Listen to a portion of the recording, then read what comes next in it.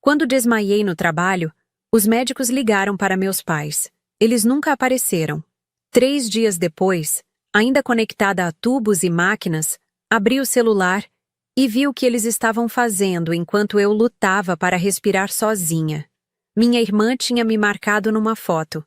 A legenda dizia: "Domingo em família, só energia boa." Eu estava numa cama de hospital. Eles estavam num churrasco. A dor no peito não era só do coração falhando.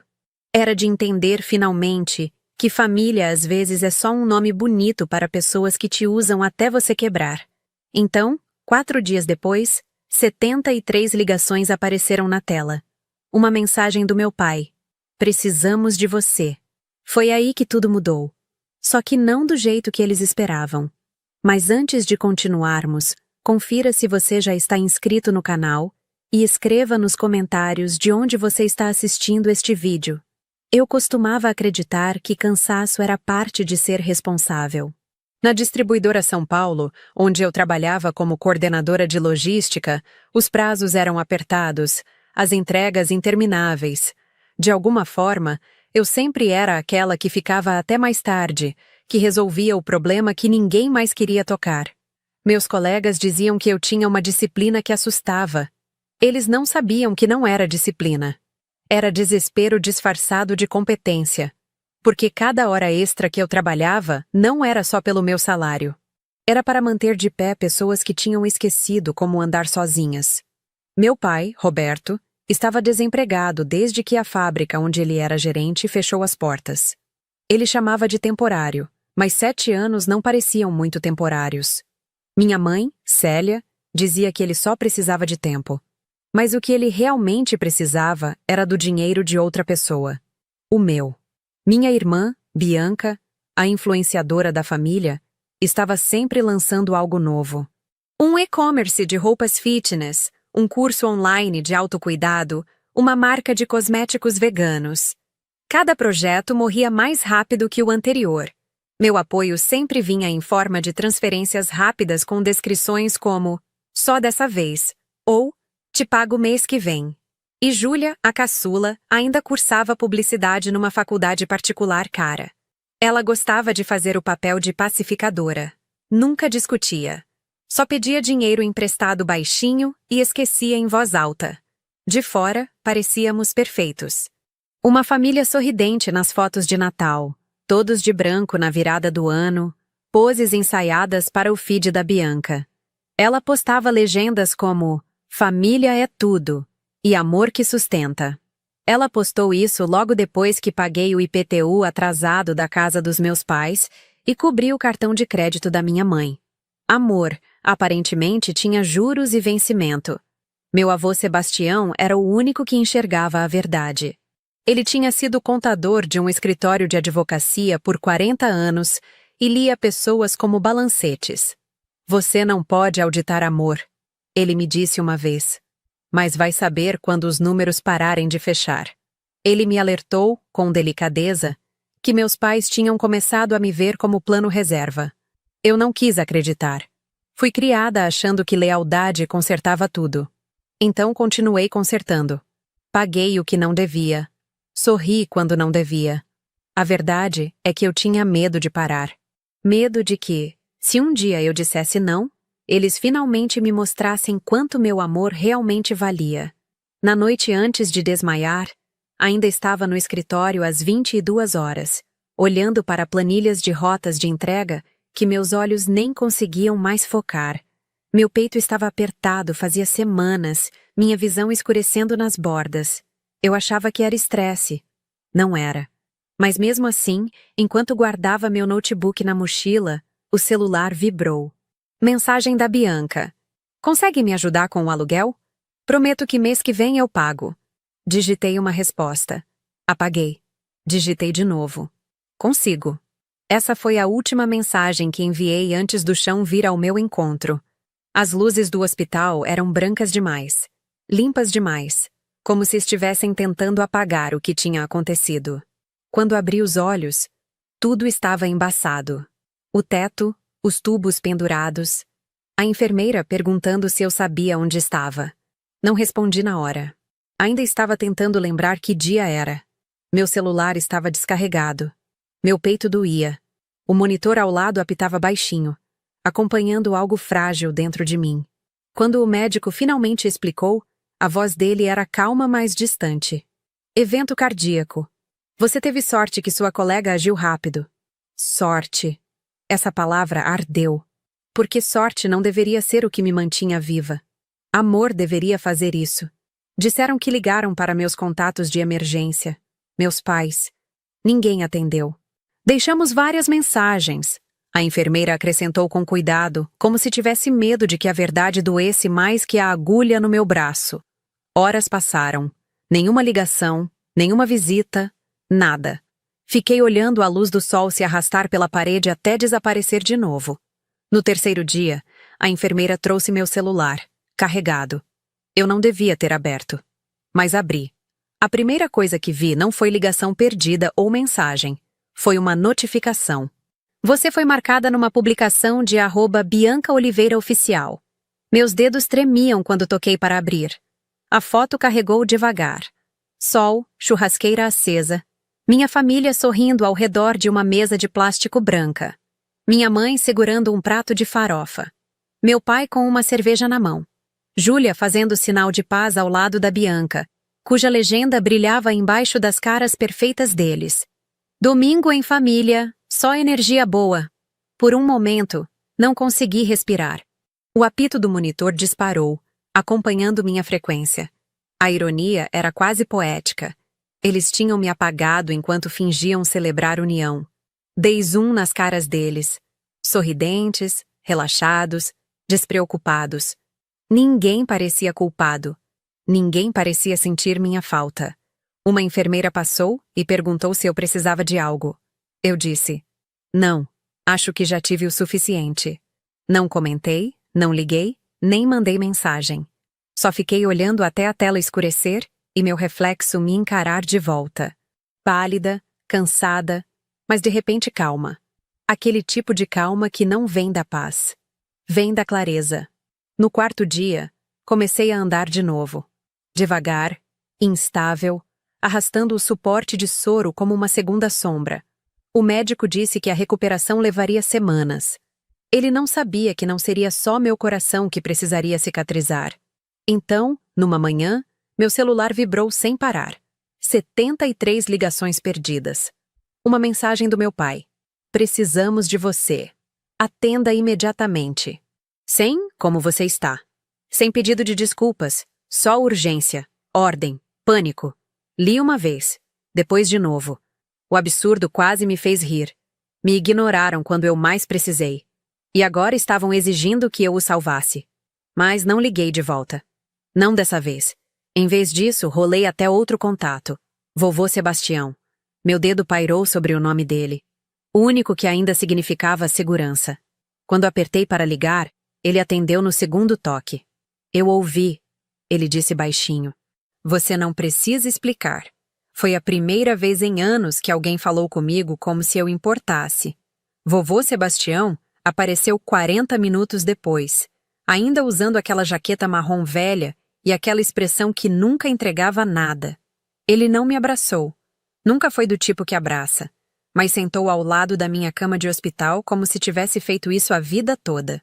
Então, ele disse, olhando para o monitor ao meu lado. Finalmente te quebraram, foi? Sorri de leve. Acho que sim. Ele não pediu detalhes. Já sabia. Esse era o jeito dele. Compreensão silenciosa e cirúrgica. Ficou o dia inteiro conversando com minha enfermeira, garantindo que meu convênio cobria o que deveria. Quando a atendente do financeiro mencionou alguns saldos pendentes, ele nem piscou. Pegou o tablet e começou a digitar. O que você está fazendo? Perguntei. Fazendo um levantamento, ele disse. Antes de começar a cortar cordas, você precisa saber para onde todas levam. Passamos por tudo. Minhas contas correntes, minhas transferências automáticas, os pagamentos do seguro do carro, as linhas de crédito conjuntas. Meu estômago revirou conforme a lista crescia. Toda semana, dinheiro saía da minha conta como sangramento lento. Empréstimo da Bianca.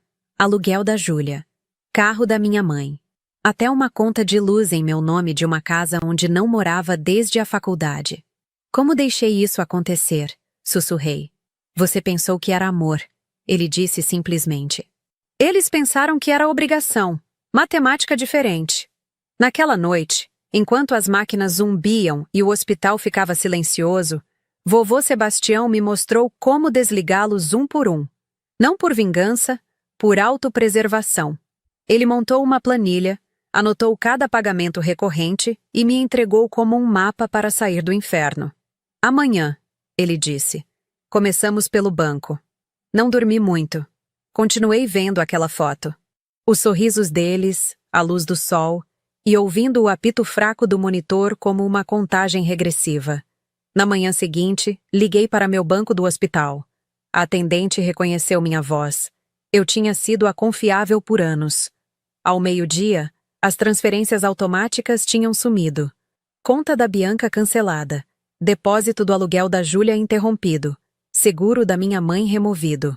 Cada clique parecia respirar de novo. No fim da tarde, o telefone começou a vibrar. Primeira mensagem da minha mãe.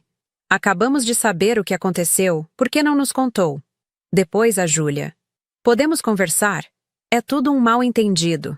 Ignorei todas. Vovô Sebastião sentou ao meu lado lendo o jornal, fingindo não estar observando. Já está se sentindo culpada? Ele perguntou finalmente. Sim, admiti. Um pouco. Isso vai passar, ele disse dobrando o jornal. Culpa é o imposto que pessoas boas pagam antes da liberdade. No dia seguinte, saí do hospital. Vovô Sebastião me levou para casa. Meu apartamento parecia menor do que eu lembrava, como se as paredes estivessem escutando.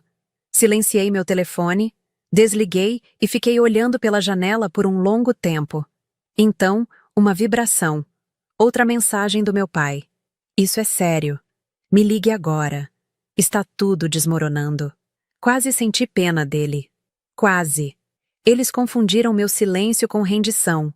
Não sabiam que silêncio era o som de mim retomando o controle. 2 dias depois, estava de volta à casa do vovô Sebastião em Santo André. Uma casa térrea pequena que cheirava vagamente a café e madeira velha. Ele tinha limpo a mesa de jantar, espalhando arquivos como um general se preparando para a guerra. O sol da tarde cortava pilhas de papéis. Históricos de pagamento, extratos bancários, cartas de seguro. Minhas digitais financeiras ao longo de anos de facilitação silenciosa. Toda história deixa rastro de papel, ele disse. A sua só acontece de estar em reais. Ele não estava errado. Quando terminamos, o quadro estava claro. Eu não tinha apenas ajudado eles, tinha financiado a ilusão de estabilidade deles. Sem minha renda, tudo o que construíram, a imagem, o conforto, o controle, iria desmoronar. E desmoronou. As ligações dobraram. Minha caixa postal encheu com a voz cuidadosa da minha mãe. Doce na superfície, afiada por baixo. Ava querida, não sabíamos que você estava no hospital. Por que não nos contou antes? Então mais suave, quase um sussurro. Seu pai está preocupado com a hipoteca de novo. Preocupado, não arrependido. As mensagens da Bianca vieram em seguida. Prints da conta dela vazia, emojis chorando dramaticamente e uma mensagem que dizia: se você não resolver isso, vou perder tudo. Olhei por um longo tempo antes de responder com uma única palavra. Ótimo. Então veio a tentativa da Júlia. Não sou como eles. Ela escreveu. Por favor, não me castigue pelos erros deles. Quase ri. Ela tinha dito a mesma coisa quando assinei como fiadora do apartamento dela ano passado. Vovô Sebastião estava me observando rolar a tela, o canto da boca tremendo como se já tivesse visto esse filme antes. Eles não estão ligando porque se importam, ele disse. Estão ligando porque estão encurralados. Ele estava certo de novo. Na manhã seguinte, um carro parou em frente ao meu prédio. Roberto Oliveira, meu pai, sentado no banco do motorista, olhando para minha janela. Ele não mandou mensagem. Não subiu. Só esperou como cobrador de dívida esperando confissão. Não desci. Naquela tarde, uma nova mensagem chegou. Você está prestes a destruir tudo o que construímos. Espero que entenda o estrago que está causando. Tudo que construímos. Li 2 vezes em voz alta só para sentir o gosto do absurdo. Mostrei para o vovô Sebastião. Ele só acenou. Essa frase diz mais do que ele pretendia. E então veio o vídeo. A Bianca postou naquela noite. Um tour lento e emocional pela casa da nossa infância, agora vazia. A câmera passeou por paredes nuas e caixas espalhadas, a voz dela tremendo. Levaram tudo, ela disse. E adivinha quem deixou? O vídeo cortou para uma foto minha sorrindo, recortada de um Natal de família anos atrás. A legenda: às vezes sangue não significa família. Os comentários explodiram. Simpatia, pena, julgamento. Influencers repostaram. Minha caixa de entrada encheu de estranhos me chamando de ingrata. Vovô Sebastião assistiu tudo em silêncio, então se levantou, pegou o celular do bolso e fez 3 ligações. Em 48 horas, tínhamos todos os documentos. Papéis da hipoteca, inadimplências de empréstimos, multas por atraso. Eles tinham usado o patrimônio da casa para pagar os cartões de crédito da Bianca e o empreendimento da Júlia. Uma boutique de velas artesanais que nunca abriu. Eu nem precisei expor eles. A matemática fez isso por mim. Ainda assim, registrei o boletim de ocorrência por uso indevido. Vovô Sebastião e o advogado dele, Dr. Mendes, ajudaram a preparar uma ordem de cessação e desistência. Sem contato, sem falsidade ideológica, sem reivindicações financeiras. Enviamos por carta registrada, uma para cada um deles. Pela primeira vez em anos, dormi a noite toda. Na manhã seguinte, acordei com o celular vibrando sem parar. O rosto da Júlia acendeu minha tela, pelo olho mágico, lá embaixo, discutindo com a segurança do prédio. Ela não estava na lista de visitantes aprovados. Vi ela andando de um lado para o outro, celular no ouvido, provavelmente ligando para a Bianca. Não desci. Mais tarde, vovô Sebastião apareceu de novo, segurando um envelope pardo grosso. Eles fizeram algo estúpido, ele disse. Dentro estavam trocas de e-mails impressas entre meus pais e um escritório de advocacia pequeno. Escaneei o texto uma vez, depois 2. Eles estavam tentando tutela legal sobre mim. Li o cabeçalho em voz alta. Petição emergencial para curatela temporária. Vovô Sebastião suspirou. Eles tentaram isso antes com seu tio anos atrás. Não funcionou naquela época também. Mas dessa vez poderia ter dado certo se ele já não tivesse movido tudo para o trust que criou. Se meu médico não tivesse escrito declarações verificando minha estabilidade. Se meu RH não tivesse enviado confirmação de que eu estava em licença médica, não demitida. Quando nossa papelada preventiva chegou ao fórum, a moção deles já estava morta. Ainda assim, eles não pararam. A Bianca postou de novo, dessa vez chorando. O rímel escorreu pelo rosto dela enquanto falava para a câmera. Doença mental nem sempre parece com o que você espera. Ela disse. Às vezes as pessoas que você ama te afastam. Estamos só tentando ajudá-la antes que seja tarde demais. Os seguidores dela inundaram os comentários com simpatia. Orando por Ava começou a viralizar. Mas redes sociais têm memória curta e pavio ainda mais curto. Alguém encontrou a postagem antiga dela. Domingo em família, só energia boa, e colou ao lado do vídeo chorando. Então cadê essa preocupação quando ela estava no hospital? Dizia a legenda. A maré virou da noite para o dia. Prints apareceram. Contratos publicitários da Bianca, posts patrocinados durante a semana que fiquei hospitalizada. Seus tweets zoando irmãos tóxicos. A página do Etsy da Júlia foi bombardeada com comentários. Os clientes da corretora do meu pai cancelaram. Até o Facebook da minha mãe encheu de estranhos exigindo respostas. Na sexta-feira, o império online da família tinha colapsado mais rápido que as finanças deles. Vovô Sebastião me entregou a caneca de café dele. Você nem precisou mexer um dedo, ele disse. A verdade se resolveu sozinha. Naquela noite, uma única mensagem chegou da minha mãe. Por favor, podemos conversar?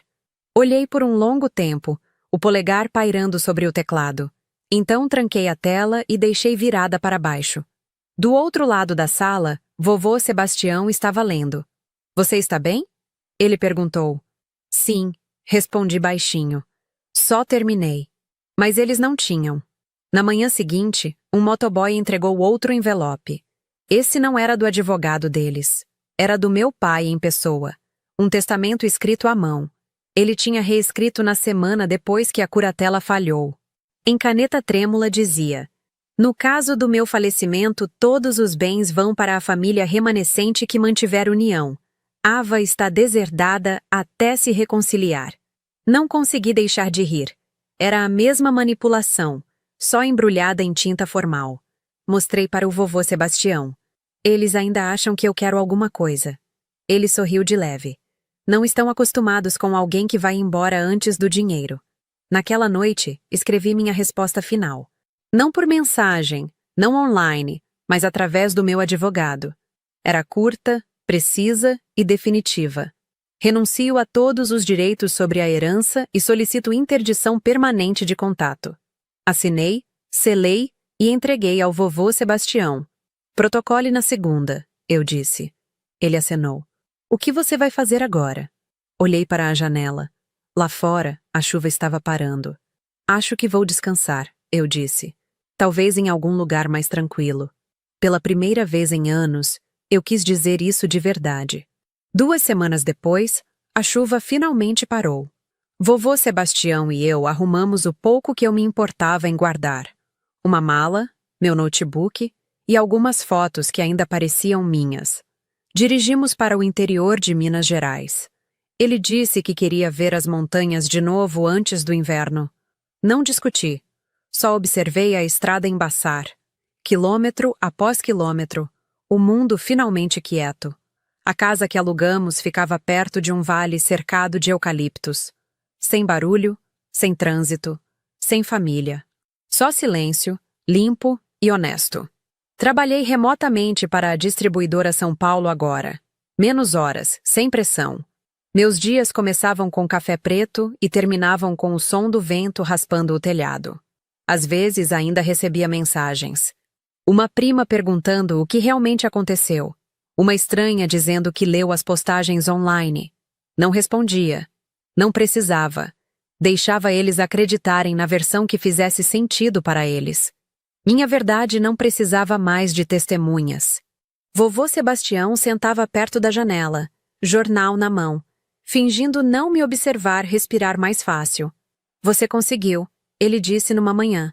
Quebrou o ciclo. Sorri. Só custou tudo. Ele riu baixinho.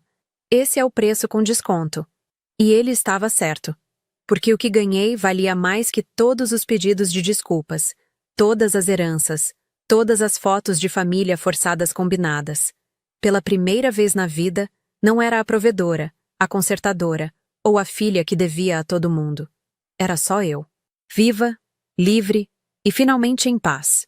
Eu costumava achar que silêncio significava derrota, que ir embora era o mesmo que desistir. Mas agora sei que silêncio pode ser uma escolha, uma fronteira, um tipo de paz que não precisa da permissão de ninguém. Minha família ainda tenta alcançar através de outras pessoas, testando se vou quebrar o silêncio. Nunca quebro. Algumas histórias não precisam de novos capítulos. Só precisam terminar. Se você já foi chamada de egoísta por finalmente se colocar em primeiro lugar, espero que isso te lembre que escolher paz não é traição. É sobrevivência. Eles podem ficar com as postagens, com a pena, com a versão deles da verdade. Eu fico com minha quietude, minha risada, minha vida. Se você já precisou se afastar do próprio sangue para se curar, compartilhe sua história aqui embaixo. Os meses foram passando devagar no interior de Minas. A rotina era simples, quase monótona. Mas pela primeira vez isso não me incomodava. Acordava com o sol nascendo atrás das montanhas, o céu tingido de laranja e roxo. Fazia meu café enquanto ouvia o canto dos pássaros que nunca tinha notado em São Paulo.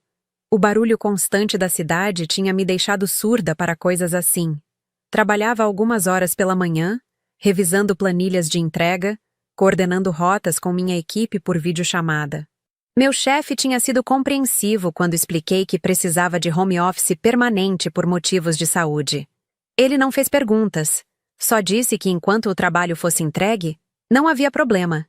Era estranho como tudo parecia funcionar melhor agora que eu não estava me matando. À tarde, caminhava pelo vale. Vovô Sebastião às vezes ia junto. Outras vezes ficava na varanda lendo seus livros de história ou fazendo palavras cruzadas. Ele nunca me pressionava a falar. Nunca perguntava se eu estava bem. Ele só estava lá, presente de um jeito que minha família nunca tinha estado. Numa dessas caminhadas, encontrei uma senhora que morava na propriedade vizinha. Dona Marli, 70 e poucos anos, viúva, criava galinhas e vendia ovos na feira da cidade. Ela me cumprimentou com aquela gentileza natural do interior, sem curiosidade invasiva. Apenas um bom dia e um sorriso sincero. Começamos a conversar regularmente. Ela nunca perguntou por que uma mulher de 32 anos estava morando no meio do nada com o avô. Só aceitou. Certa vez, enquanto tomávamos um café na varanda dela, Dona Marli comentou: "Sabe, tem gente que passa a vida inteira achando que precisa carregar o mundo nas costas, até o dia que o mundo quebra elas." Olhei para ela, surpresa com a precisão da observação. "E quando isso acontece?" perguntei. "Aí descobrem que eram mais fortes do que imaginavam." Ela respondeu simplesmente: "Porque continuar de pé depois de quebrar é muito mais difícil que aguentar o peso." Voltei para casa pensando naquilo. Era verdade. Tinha sido mais fácil suportar anos de abuso financeiro e emocional do que tomar a decisão de parar. O peso do hábito, da culpa, do medo de decepcionar era familiar. A liberdade era território desconhecido e assustador. Mas estava aprendendo a habitá-la. As mensagens da minha família foram ficando mais espaçadas. Primeiro diárias, depois semanais. Até que se tornaram esporádicas. Minha mãe tentou uma última vez no meu aniversário. "Feliz aniversário, filha. Estamos com saudades. A casa não é a mesma sem você." Não respondi, porque a casa deles nunca tinha sido sobre mim. Era sobre o que eu podia fazer por eles. No mesmo dia, recebi um buquê de flores. O cartão dizia apenas: "Parabéns por mais um ano de vida. Com carinho, vovô Sebastião." Chorei segurando aquelas flores. Não de tristeza, mas de alívio. Alívio de finalmente saber o que era ser vista, ser lembrada sem interesse oculto. Comecei a escrever. Nada profissional. Apenas um diário digital onde despejava tudo o que tinha vivido. A princípio era terapia pessoal, uma forma de processar. Mas aos poucos, percebi que minha história podia ajudar outras pessoas. Criei um blog anônimo chamando Depois da Queda. Publiquei minha primeira história sem grandes expectativas. Para minha surpresa, os comentários começaram a chegar. Mulheres contando experiências similares. Filhas que sustentavam pais adultos. Irmãs exploradas por famílias que confundiam amor com obrigação. Cada relato confirmava que eu não estava sozinha. Que esse tipo de abuso familiar era mais comum do que eu imaginava. Uma leitora comentou: "Li sua história chorando porque é exatamente a minha. Mas eu ainda não tive coragem de sair. Como você conseguiu?" Pensei muito antes de responder. Finalmente escrevi. Não foi coragem, foi desespero. Eu só tinha duas escolhas: partir ou morrer. E percebi que escolher viver não deveria me fazer sentir culpada. O blog cresceu devagar, organicamente. Não monetizei, não busquei patrocínios. Era apenas um espaço de verdade, num mundo cheio de performances. Contrastava brutalmente com o Instagram da Bianca, onde ela ainda postava sobre amor próprio e limites saudáveis, sem um pingo de autoconsciência. Vovô Sebastião descobriu o blog por acidente. Encontrou aberto no meu notebook um dia. Não disse nada na hora, mas naquela noite, durante o jantar, comentou: "Você está ajudando pessoas. Isso é mais valioso que qualquer conta bancária que você já preencheu para eles." Aquilo me tocou profundamente, porque pela primeira vez, estava usando minha história para construir algo meu, não para sustentar os sonhos de outra pessoa. 6 meses depois da mudança, meu cardiologista em Belo Horizonte fez novos exames. Os resultados mostraram melhora significativa. "O que você andou fazendo?" ele perguntou impressionado. "Vivendo", respondi. E era verdade. Sem o estresse constante, sem a pressão financeira, sem o peso emocional de uma família que me drenava, meu corpo finalmente tinha espaço para se curar. O médico ajustou minha medicação, reduzindo as doses. Continue assim, ele disse. Seu coração está respondendo bem. Saí do consultório sentindo algo estranho. Levou alguns minutos para identificar. Era esperança. Esperança de que talvez, apenas talvez, eu pudesse ter uma vida longa. Uma vida que valia a pena ser vivida. No caminho de volta para o vale, parei num café em Belo Horizonte. Enquanto esperava meu pedido, uma mulher se aproximou hesitante. Desculpa incomodar, ela disse. Mas você não é a autora do blog Depois da Queda? Fiquei surpresa. Nunca tinha colocado minha foto lá. Reconheci pela descrição que você fez da região onde mora. Ela explicou rapidamente. Eu sou de Conselheiro Lafayette. Li cada post seu. Mudaram minha vida. Conversamos por quase 1 hora. Ela se chamava Fernanda. Tinha 28 anos e estava no processo de se desligar de uma família igualmente tóxica. É tão difícil, ela confessou, os olhos marejados. As pessoas não entendem. Acham que é frescura, que família é sagrada não importa o que aconteça. Família é sagrada quando age como tal, respondi. Mas sangue compartilhado não te dá direito de sugar a vida de alguém. Ela acenou, limpando as lágrimas. Obrigada por escrever, por me fazer sentir menos monstruosa. Depois que ela foi embora, fiquei pensando. Quantas pessoas estavam presas em ciclos parecidos? Quantas acreditavam que eram elas o problema? O blog tinha começado como terapia, mas estava se tornando algo maior. Talvez fosse hora de expandi-lo. Quando cheguei em casa, vovô Sebastião estava na cozinha preparando o jantar. Macarrão com molho caseiro, minha comida preferida. Conheci uma leitora do blog hoje, contei enquanto colocava a mesa. Ele ergueu as sobrancelhas. E como foi? Revelador, admiti. Percebi que talvez isso seja maior do que eu imaginava. Ele serviu os pratos, pensativo. Você tem um dom para palavras. Sempre teve. Lembro quando era pequena e escrevia aquelas redações enormes. Sua professora dizia que você tinha futuro como escritora. Tinha esquecido disso. Tinha esquecido de muita coisa que costumava sonhar antes de me tornar banco particular da família. Acha que deveria escrever mais? Perguntei. Acho que deveria fazer o que te faz respirar melhor, ele respondeu. E ultimamente, você respira melhor escrevendo. Tinha razão. Então comecei a dedicar mais tempo ao blog. Publiquei posts sobre sinais de alerta em relações familiares tóxicas, sobre como estabelecer limites, sobre o processo de cura depois do rompimento. A audiência cresceu. Centenas, depois milhares de pessoas lendo, compartilhando, comentando. Recebi mensagens de todo o Brasil, de filhos exaustos, de pais que reconheciam seus próprios erros nos meus relatos, até de terapeutas que começaram a recomendar meu blog para pacientes. Era esmagador e libertador ao mesmo tempo. Então, numa tarde de setembro, recebi um e-mail diferente. Era de uma editora pequena de São Paulo. O assunto dizia: proposta de publicação. Meu coração disparou. Abri com mãos trêmulas. A editora tinha encontrado meu blog e queria saber se eu consideraria transformá-lo num livro. Não um simples compilado de posts, mas uma narrativa expandida, aprofundada, com ferramentas práticas para quem estava passando pelo mesmo. Li o e-mail 3 vezes. Depois levei o notebook para mostrar ao vovô Sebastião. Ele leu em silêncio, o rosto indecifrável. Quando terminou, me olhou por cima dos óculos. E então? Vai aceitar? Não sei, confessei. É assustador. Expor tudo isso de forma ainda mais pública. Você já está exposta, ele apontou. A diferença é que agora tem chance de alcançar mais pessoas, de transformar sua dor em ferramenta para outros.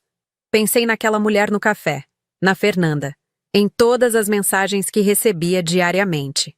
Mas e se minha família ver? E se eles processarem por difamação ou algo assim? Vovô Sebastião sorriu de leve. Deixa comigo. Vou revisar cada palavra junto com o Dr. Mendes. Tudo que você escrever será factual, documentado. Verdade não é difamação. 3 dias depois, respondi o e-mail. Disse que sim. Passei os meses seguintes escrevendo freneticamente. Levantava antes do sol, escrevia até o meio-dia, revisava à tarde. Vovô Sebastião lia cada capítulo, apontando inconsistências, sugerindo clareza onde eu ficava vaga. Dona Marli trazia ovos frescos e me forçava a fazer pausas para comer. Não adianta curar o coração se esquecer do estômago, ela dizia, prática como sempre. O processo era exaustivo, mas catártico. Cada página era uma camada de dor sendo processada, transformada em algo útil. Em dezembro, terminei o manuscrito. 340 páginas. Chamei de Depois da Queda, reconstruindo vida após o rompimento familiar. A editora adorou. Marcaram lançamento para abril do ano seguinte. Enquanto isso, o inverno chegou ao vale. As manhãs amanheciam com névoa grossa, o frio cortante que exigia 3 cobertores. Vovô Sebastião fazia fogueiras na lareira enquanto eu trabalhava nas últimas revisões do livro. Eram momentos de paz absoluta. O crepitar do fogo, o cheiro de lenha queimada, o silêncio só quebrado pelo vento lá fora. Às vezes ele contava histórias da juventude dele, de quando trabalhou no escritório, dos casos que viu. Sempre soube ler números. Ele disse numa dessas noites. Mas demorei para aprender a ler pessoas. Quando aprendi, percebi que os números sempre contam a verdade primeiro. Como assim? Perguntei. As pessoas mentem com palavras, ele explicou. Dizem que te amam, que se importam, que é temporário. Mas os números não mentem. Se alguém só aparece quando precisa de dinheiro, os extratos bancários vão mostrar o padrão antes da pessoa admitir a intenção. Fazia sentido. Minha família tinha dito te amamos inúmeras vezes. Mas meu extrato bancário contava outra história. Uma história de sangria constante, de retiradas sem devoluções, de promessas quebradas. Por que você nunca me abandonou? Perguntei de repente. Vovô Sebastião me olhou surpreso. A abandonar você? Por que faria isso? Não sei. Todo mundo fez. Achei que talvez eu fosse o problema. Ele ficou em silêncio por um longo momento. Quando falou, a voz estava carregada de emoção. Você nunca foi o problema, menina. Você era a solução deles. E eles te usaram até quase destruir. Mas você me via, continuou, como a criança esperta que recitava poesia na sala, como a adolescente que trabalhava meio período para comprar os próprios livros, como a mulher competente que construiu carreira do zero. Eu sempre vi você, não o que você podia fazer pelos outros. Chorei naquela noite. Não de tristeza, mas de gratidão, por ter ao menos uma pessoa que me enxergou como ser humano, não como recurso. O ano virou. Janeiro trouxe chuvas torrenciais que transformaram o vale em mar de lama. Fiquei presa em casa por dias, mas não me importei. Tinha comida, tinha internet, tinha companhia. Tinha tudo o que realmente importava. As provas do livro chegaram em fevereiro. Ver minha história impressa em papel foi surreal. Parecia real de uma forma que o blog nunca pareceu. Definitivo, permanente. Vovô Sebastião segurou o exemplar com reverência. Estou orgulhoso de você, ele disse simplesmente. Eram palavras que nunca tinha ouvido do meu pai. Em março, a editora começou a divulgação. Fizeram posts nas redes sociais, mandaram exemplares para influenciadores literários, agendaram entrevistas. Fiquei nervosa. Exposição significava vulnerabilidade. Significava que minha família saberia exatamente onde eu estava, o que eu estava fazendo. Eles vão ver. Falei para vovô Sebastião, ansiosa. Provavelmente, ele concordou. E daí? E se tentarem me processar? Me assediar? Então vamos lidar com isso, ele disse calmamente. Mas não vamos deixar o medo deles silenciar sua voz. Tinha razão. Não podia passar a vida escondida. O livro lançou numa terça-feira chuvosa de abril. A editora organizou um evento pequeno numa livraria em Belo Horizonte. Fiquei tentada a não ir, mas vovô Sebastião insistiu. Você precisa estar lá. Precisa olhar nos olhos das pessoas que sua história tocou. Ele estava certo, como sempre. A livraria estava cheia. Mais de 100 pessoas apertadas entre estantes, segurando exemplares do livro, esperando para falar comigo. Fiquei paralisada na porta. Vamos, vovô Sebastião murmurou, tocando meu cotovelo gentilmente. Entramos juntos. A dona da livraria me apresentou. Falei brevemente sobre o livro, sobre o processo de escrita, sobre esperar que minha história ajudasse alguém. Então abri para perguntas. Uma mulher de 50 e poucos anos levantou a mão primeiro. Como você lidou com a culpa? Ela perguntou, voz trêmula. Eu me afastei dos meus filhos adultos porque eles faziam exatamente o que sua família fez. Mas me sinto monstruosa. Respirei fundo. A culpa vem porque fomos ensinadas que família é inegociável. Que amor não tem limites. Mas limites não são falta de amor. São preservação de vida. Você não é monstro por escolher sobreviver. Ela acenou, limpando lágrimas. Outras perguntas vieram. Sobre como estabelecer limites. Como lidar com familiares que não respeitam o não contato. Como reconstruir identidade depois de anos sendo apenas provedor. Respondi cada uma com honestidade, compartilhando minhas próprias lutas. Depois, a fila para autógrafos. Mais de 2 horas conversando com leitoras. Muitas chorando, muitas agradecendo. Uma me abraçou e sussurrou. Você salvou minha vida. Eu ia desistir. Seu blog me fez continuar. Voltei para o vale exausta, mas preenchida. Pela primeira vez, minha dor tinha servido para algo maior que eu mesma. As semanas seguintes foram vertiginosas. O livro vendeu mais que a editora esperava. Entrei em lista de mais vendidos da categoria não ficção. Fui convidada para podcasts, entrevistas em rádio, até uma participação num programa de televisão matinal. Era esmagador, mas também validador. Cada pessoa que compartilhava sua própria história confirmava que eu tinha feito a escolha certa ao romper o silêncio. Então, inevitavelmente, minha família descobriu. A primeira mensagem veio da Júlia. Vi que você escreveu um livro sobre nós. Isso é muito baixo, Ava. Expor a família assim. Não respondi. Depois, a Bianca postou nos stories um vídeo longo onde ela chorava, dizendo que tinha sido caluniada, que o livro era cheio de mentiras, que estava consultando advogados. Os comentários ficaram divididos. Alguns apoiaram ela. Outros lembraram do histórico de posts dela e questionaram a narrativa. Minha mãe tentou uma abordagem diferente. Ligou para Dona Marli, que tinha sido ingênua o suficiente para mencionar meu nome completo numa conversa casual na feira. Por favor, peça para minha filha me ligar, ela implorou. Ela está destruindo nossa família. Dona Marli me contou indignada. Tive vontade de perguntar que família era essa que abandonou a filha no hospital. Ela bufou. Mas me contive. Sorri apesar da tensão. Obrigada por não entregar meu número. Você está segura aqui, ela disse firmemente. E vou garantir que continue assim. Mas a pressão aumentou. Meu pai deu entrevista para um blog local de Santo André, se fazendo de vítima. Distorceu fatos, pintou um quadro onde ele era pai amoroso traído pela filha ingrata. Felizmente, jornalistas investigativos fizeram o trabalho deles. Checaram registros públicos, encontraram os processos de inadimplência, as dívidas, os empréstimos fraudulentos. Publicaram matéria desmentindo ponto por ponto a versão dele. A narrativa da família desmoronou publicamente. Vovô Sebastião acompanhou tudo de perto, pronto para acionar advogados se necessário. Mas não foi preciso. A verdade, como ele sempre disse, tinha peso próprio. Em junho, quando a poeira começou a baixar, recebi uma carta. Não e-mail, não mensagem.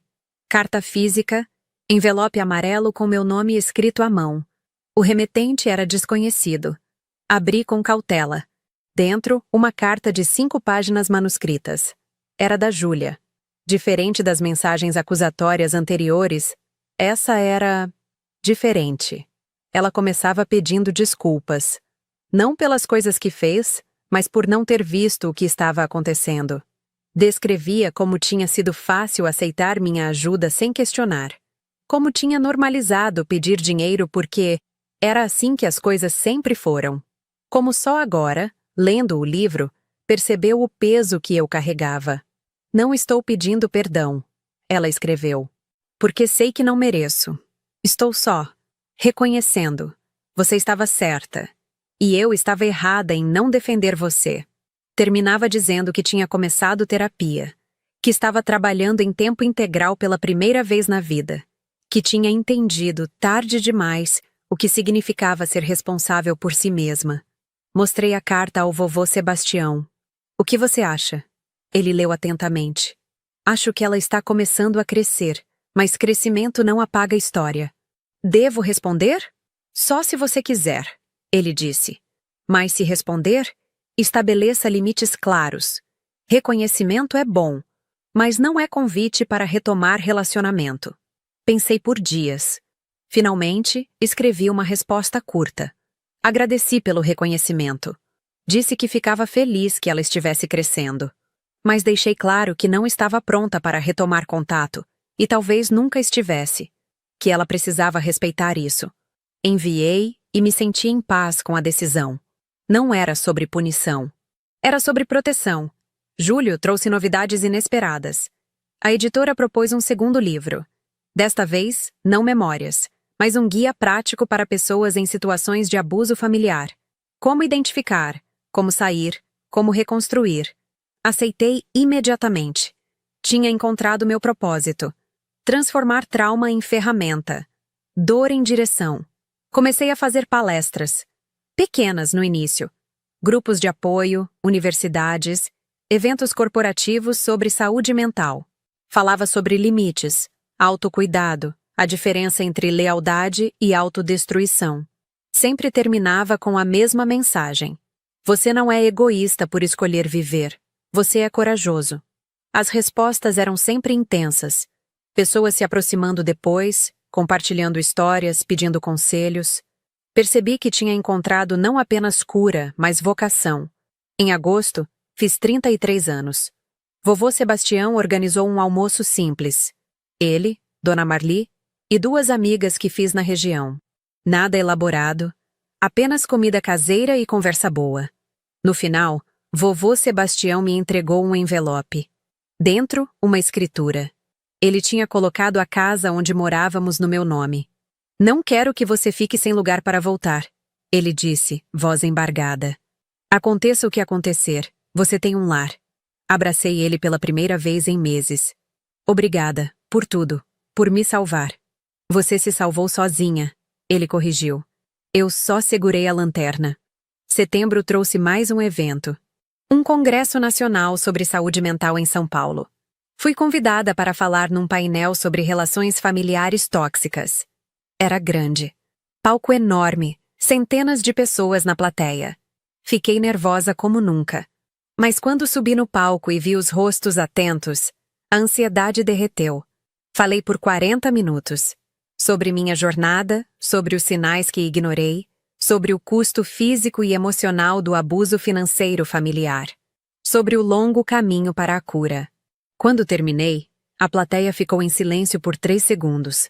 Então, aplausos.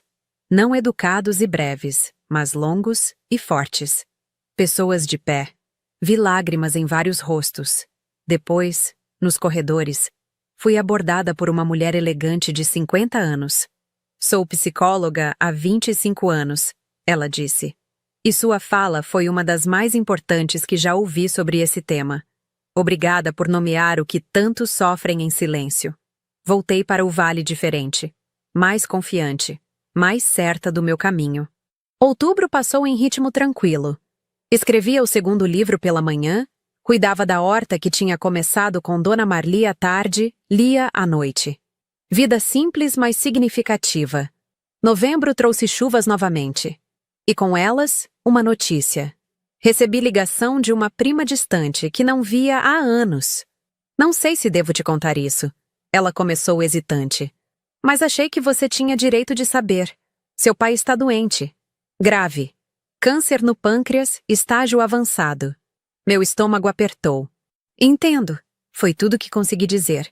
Sua mãe quer falar com você. Diz que ele está pedindo para ver você antes de... Bem, antes. Desliguei educadamente. Fiquei sentada na varanda por 1 hora, apenas olhando a chuva. Vovô Sebastião eventualmente saiu e sentou ao meu lado. Não perguntou nada. Só esperou. Meu pai está morrendo. Falei finalmente. Ele acenou. E como você se sente sobre isso? Não sei, admiti. É estranho. Parte de mim sente... nada. Outra parte se sente culpada por sentir nada. Você não deve a ele nada, vovô Sebastião disse gentilmente. Nem presença, nem perdão, nem luto. O que você sente ou não sente é válido. Mas e se eu me arrepender depois? De não ter ido? Então vai se arrepender. Ele disse simplesmente.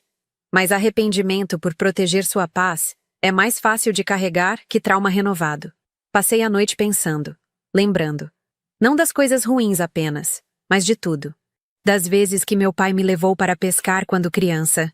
Das piadas que ele contava. Do orgulho no rosto dele na minha formatura. Mas também lembrei das ligações ignoradas quando estava hospitalizada. Do testamento me deserdando. Da tentativa de tutela. Tentando me controlar mesmo quando estava doente. No final, a resposta veio clara. Eu não devia a ele meu tempo só porque ele estava morrendo. Morte não apaga abuso. Não transforma maus pais em mártires. Liguei para minha prima de volta.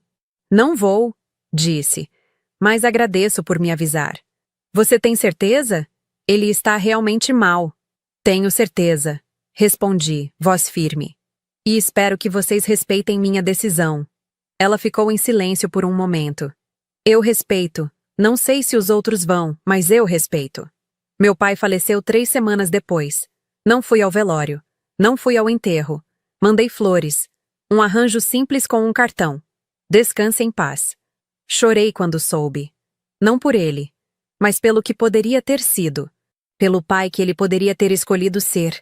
Pelas conversas que nunca teríamos. Pelo relacionamento que foi quebrado não pela minha ausência, mas pelas ações dele. Vovô Sebastião sentou comigo enquanto eu processava. Você fez o certo, ele disse. Autopreservação não é crueldade. Então por que dói?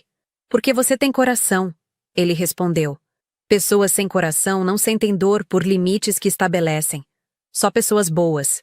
E você é boa. Essa verdade me ajudou. Minha mãe tentou me ligar várias vezes depois do funeral. Não atendi. Ela enviou mensagens dizendo que precisávamos conversar, que havia coisas que eu precisava saber sobre a herança, sobre as últimas palavras dele. Não respondi, porque nada disso importava. Ele teve anos para dizer o que quisesse. Escolheu usar esse tempo para manipulação e controle. Dezembro chegou trazendo calor e festas. Dona Marli me convidou para passar o Natal com a família dela. Filhos, netos, sobrinhos. Aquele caos feliz de família funcional. Hesitei, mas vovô Sebastião me encorajou. Vai. Veja como é quando o amor é real. Fui. E foi revelador. Ver pessoas que realmente se importavam umas com as outras. Que dividiam responsabilidades.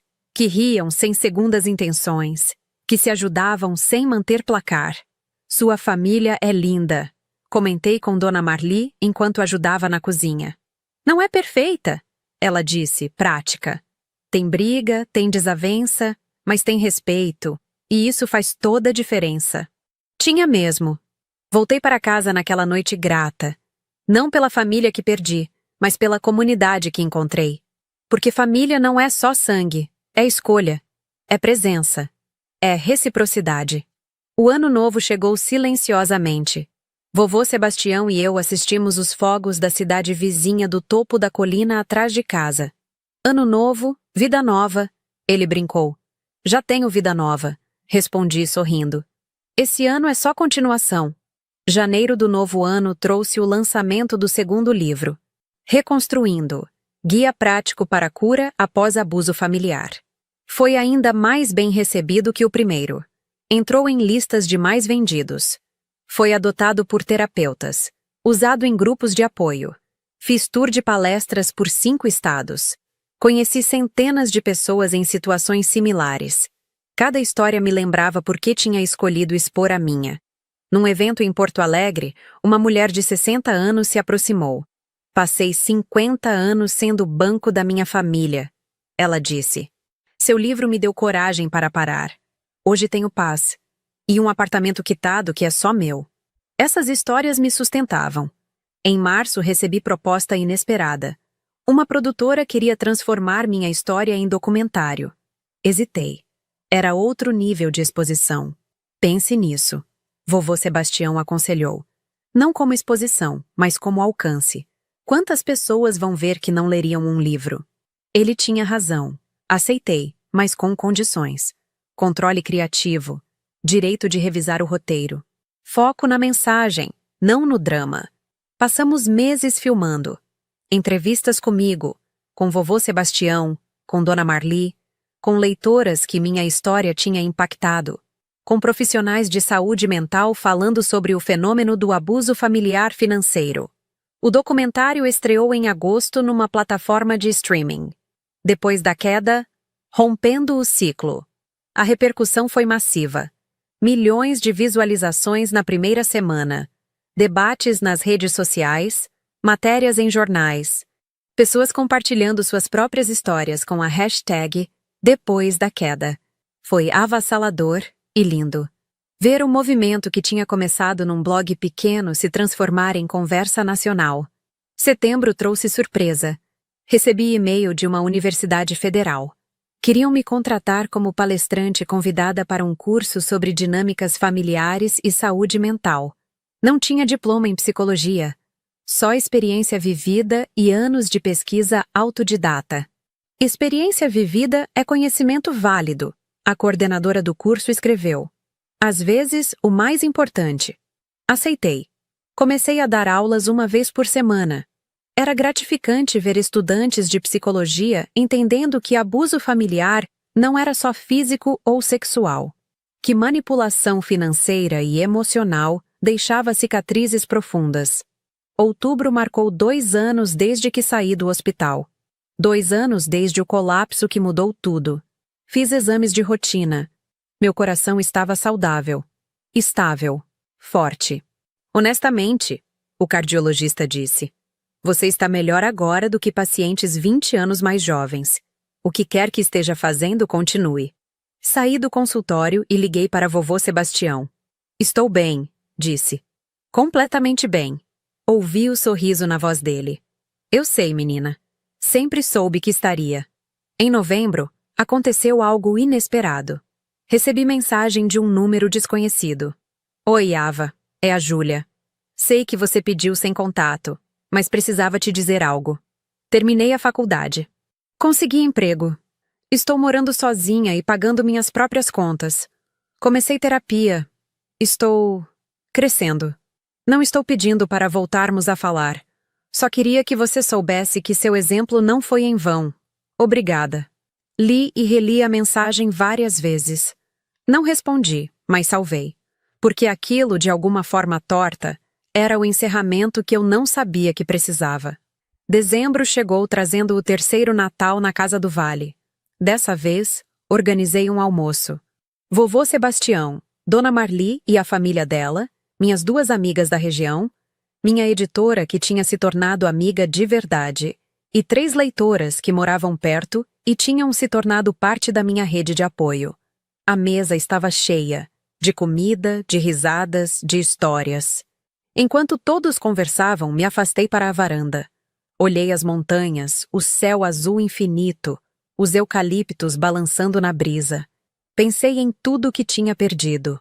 Minha família de sangue, a ilusão de pertencimento, anos de vida dedicados a pessoas que nunca me valorizaram. E pensei em tudo que tinha ganho. Paz, propósito, comunidade escolhida, saúde, voz, a chance de transformar dor em algo que ajudava outros. Vovô Sebastião se juntou a mim na varanda.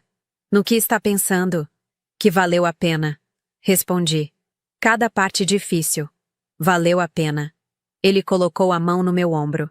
Você sabe o que mais me deixa orgulhoso? O quê? Não é que você sobreviveu. É que você decidiu florescer. Lágrimas encheram meus olhos. Boas lágrimas. Obrigada, vovô. Por tudo. Por me mostrar que eu merecia mais. Por ficar quando todos foram embora. Você sempre mereceu mais. Ele disse simplesmente. Só precisava acreditar nisso. Voltamos para dentro, para o calor da casa cheia de pessoas que me amavam de verdade. E percebi que essa era a minha verdadeira família agora. Não unida por sangue, mas por escolha, por respeito mútuo, por reciprocidade. Naquela noite, enquanto todos foram embora e a casa voltou ao silêncio, escrevi uma última postagem no blog. 3 anos atrás, desmaiei no trabalho e quase morri. Minha família não apareceu. Hoje, estou viva, saudável e rodeada de pessoas que me amam de verdade. Aprendi que família não é quem compartilha seu sangue, mas quem aparece quando você sangra. Aprendi que escolher sua paz não é egoísmo, é sabedoria. Aprendi que você pode amar pessoas de longe, sem se destruir por elas. Se você está lendo isso de uma cama de hospital, de um relacionamento tóxico, de uma situação onde é usado e descartado, saiba, você merece mais. E mais importante, você pode ter mais. Não vai ser fácil, vai doer, vai te custar relacionamentos que você achava que eram importantes. Mas no fim, vai te dar algo que nenhum dinheiro compra e nenhuma obrigação familiar justifica perder. Você mesma. 3 anos depois da queda, estou de pé. Não apenas sobrevivendo, mas vivendo. E se eu conseguir, você também consegue. Seu coração merece bater por você. Sua vida merece ser vivida para você. E sua paz merece ser protegida. Não importa quem fique do lado de fora dela. Com amor e gratidão por cada pessoa que caminhou comigo até aqui, Ava. Publiquei e fechei o notebook. Olhei pela janela para as montanhas escuras recortadas contra o céu estrelado. Vovô Sebastião já tinha ido dormir. A casa estava silenciosa, mas não vazia. Nunca mais vazia. Porque aprendi que silêncio e solidão são coisas diferentes. Silêncio pode ser paz. Pode ser cura. Pode ser o som da sua própria respiração, finalmente livre. Fui para o quarto, mas antes parei em frente ao espelho do corredor. A mulher que me encarou de volta era diferente daquela que tinha desmaiado no chão frio do escritório 3 anos atrás. Tinha rugas novas ao redor dos olhos, de tanto sorrir. Tinha alguns fios brancos começando a aparecer nos cabelos escuros. Tinha cicatrizes invisíveis, mas também tinha força nos ombros que antes carregavam o peso do mundo. Toquei o peito, sentindo o coração bater firme embaixo da palma da mão. Aquele coração que quase parou. Que quase desistiu porque estava exausto de bombear sangue para pessoas que o drenavam. Agora batia tranquilo, constante, apenas para mim.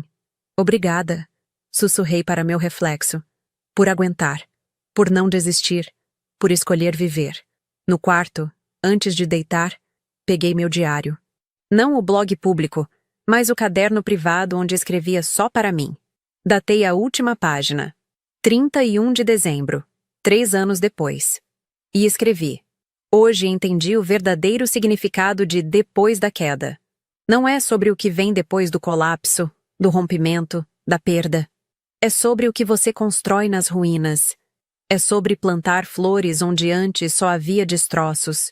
É sobre descobrir que você é mais forte quebrada e remontada do que jamais foi inteira e aprisionada. Minha família de sangue me ensinou o que eu não queria ser. Minha família escolhida me ensinou quem eu poderia me tornar. E no fim, a maior lição foi esta. Você não precisa ser perfeita para merecer amor. Você não precisa ser útil para ter valor. Você não precisa carregar o mundo para ser forte. Às vezes, a maior força está em soltar, em dizer não, em escolher você. 3 anos depois da queda, não estou mais caindo. Estou voando. Fechei o caderno e apaguei a luz. Lá fora, os grilos cantavam. O vento balançava as árvores. O mundo continuava girando, indiferente às pequenas revoluções pessoais que aconteciam dentro das casas iluminadas. Mas para mim, essa revolução mudou tudo. Porque aprendi que família é verbo, não substantivo. É algo que se faz, não algo que se herda. É construída em ações diárias, não em promessas vazias. É medida em presença, não em sobrenome. E que no fim, a única pessoa que você realmente precisa salvar é você mesma. Todas as outras são escolhas, não obrigações. Adormeci naquela noite com o coração leve, sem dívidas penduradas no pescoço, sem cobranças ecoando na cabeça, sem culpa corroendo o estômago. Apenas paz. A paz que vem de saber que você fez a coisa certa, mesmo quando a coisa certa foi a mais difícil.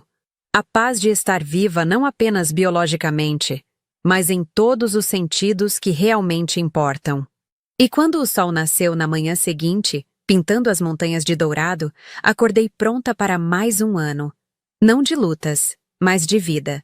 Vida de verdade. A minha vida. Finalmente, completamente, irrevogavelmente minha. A verdadeira força não está em aguentar tudo que te colocam nos ombros. Está em ter coragem de soltar o que te está matando, mesmo que seja o peso de quem você ama. Família não é prisão, e amor não é sacrifício até a morte. Você pode honrar suas raízes sem deixar que elas te sufoquem. Pode amar de longe, pode escolher sua paz. E quando finalmente fizer isso, vai descobrir algo revolucionário. Você não era egoísta. Você só estava, pela primeira vez na vida, sendo justa consigo mesma. E essa justiça, essa escolha de viver em vez de apenas sobreviver, não é traição, é libertação, é renascimento, é a queda que te ensina finalmente a voar.